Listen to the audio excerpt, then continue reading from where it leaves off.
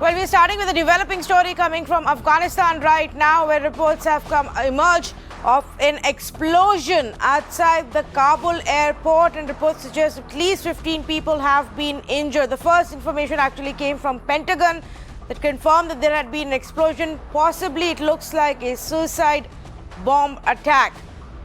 And now also reports emerging of gunfire on the ground. Chaos has continued outside the Kabul airport for days together now. But there was also, by at least 4 different countries, warnings, advisories being issued to say there is intel to suggest there may be terror activity and attack outside the airport, and people are advised to move back to a safer location and to not be outside the airport, to not crowd there. So clearly there was indication that something was being planned, and that has now happened. Maruf Raza is joining me on the phone line. Maruf, once the Taliban's taken over and publicly at least said that we're going to allow the evacuation to go on, the pull-out and exit to go on till the deadline and no more after that, what should one read in an attack like this?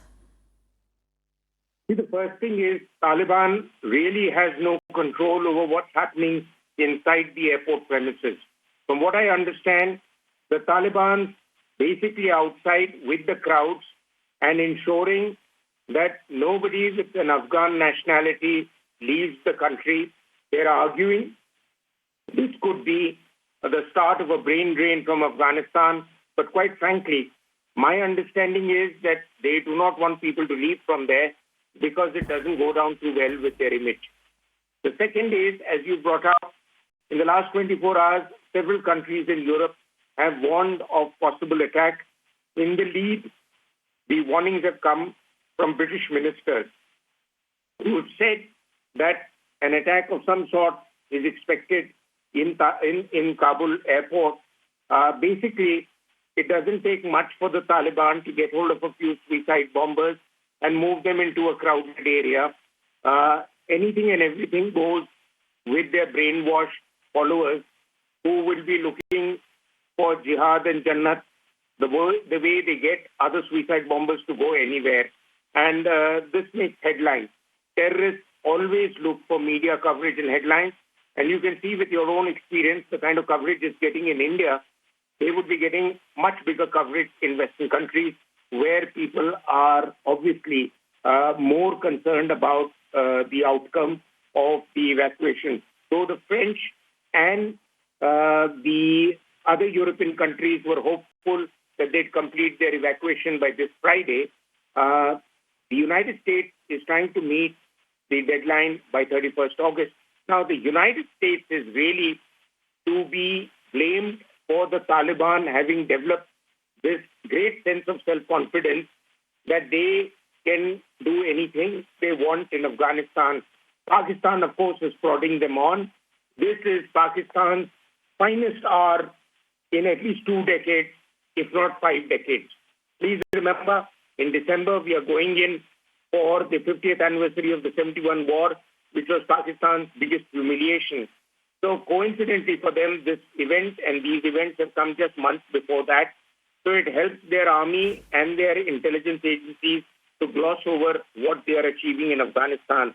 How long they can sustain it, to what extent they can get away by trying to give a poker-faced approach to the allegations that are coming to them for masterminding what is happening in Afghanistan and Kabul in particular is anybody's guess. But if the world really wants to take control of the situation in Afghanistan from sliding from bad to worse, then the answer lies in catching hold of Pakistan and putting all sorts of penalties in place against them. And then the Pakistanis may feebly come around to influencing the Taliban to go a little easy. Please remember that apart from bomb attacks and killings, there have also been reports by the United Nations human rights bodies which have said there is very clear evidence that the Taliban has been massacring not just civilians, but also those who have surrendered to the Taliban. So they have no code of conduct, no sense of honor. and all this nonsense we were hearing for the last couple of days from those apologists who were saying this is Taliban 2.0.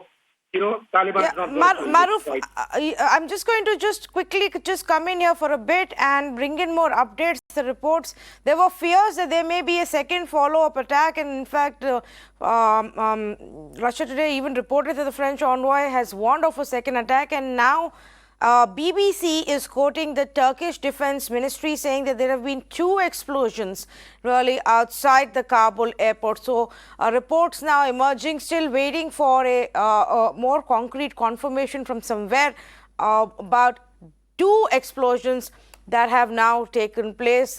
Individually, warnings are being issued by nations asking people to leave that place immediately, although those who may be outside the airport are obviously not going to be reading these warnings as of right now. We don't have a number on the casualties. Various media outlets are reporting the possibility of casualties, several injured though, including Afghan nationals and perhaps others. First set of those pictures that have been put out by several of the social media and Afghan media channels. Aswaka is the one that we are showing you. This has also been shared by several others, including Tolo News.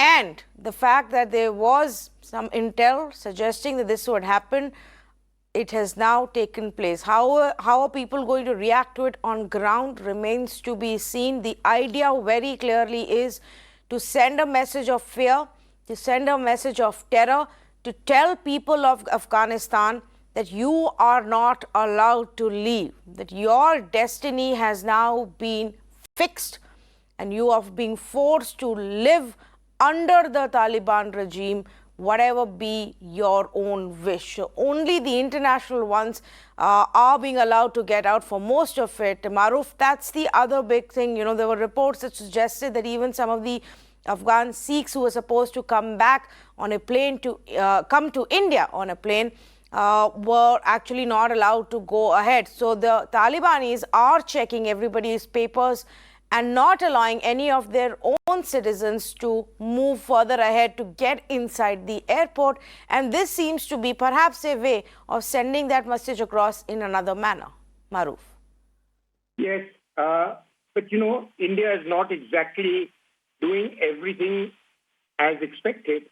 There were reports today of an Afghan MP, a lady MP from Farah province, I think, who had come to India and has been returned because she didn't have the right visa. Now, this is ridiculous. I mean, at this time, if we are going to get into bureaucracy and paperwork, we're going to undo all the good work that we have been doing, and particularly the efforts of those, especially the pilots and the airline staff, who have put their life on the line to get people out of there. Can't we accommodate few people without proper visas? Looked at how we gave more than 100,000 people home in India when they came in with Dalai Lama and subsequent bands of Tibetans. Here is your chance to emerge as a country which is looking beyond political points and a country that has truly a tradition of a humanitarian approach. And to that effect, I think the government needs to get its act together and ensure that none of this kind of events take place which show us in bad light.